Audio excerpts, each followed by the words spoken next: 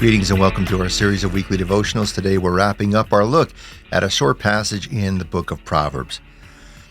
One of my favorite shows on Netflix was a show called The Last Kingdom, and it deals with sort of medieval times in England and various kingdoms competing with each other and kings. And there's a lot of scenes in the series in which various individuals, peasants or underlings or court officials or soldiers, knights are appearing before the king.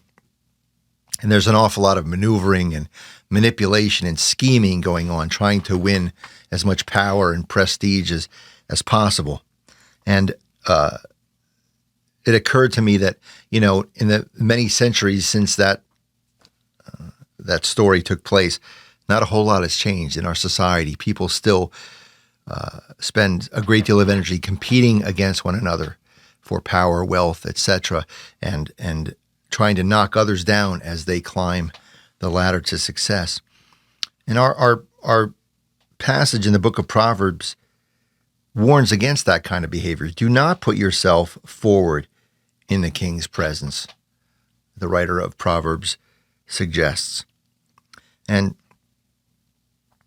people of faith are supposed to, again, do sort of the opposite of what society does. But I think even in the church, many times we kind of fall prey to that same sort of temptation. We like to brag about our numbers, and churches post things on social media. We're doing this, and don't you wish you could be as large of a church or as successful as a church, have as much money, have as much success, have as much kids, younger people as we do. And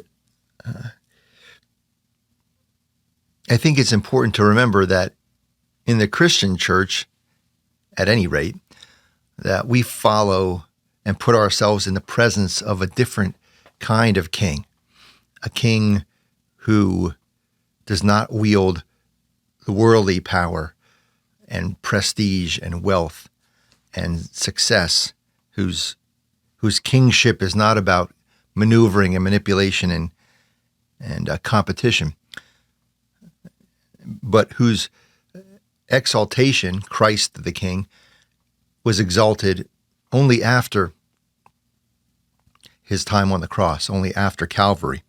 And so for those of us who follow this particular king, who put ourselves in the presence of this particular king, Jesus Christ, we are called to follow a different path, the cruciform path, a path that leads to selflessness, to sacrifice, indeed, to the cross. That is where our exaltation lies. Amen.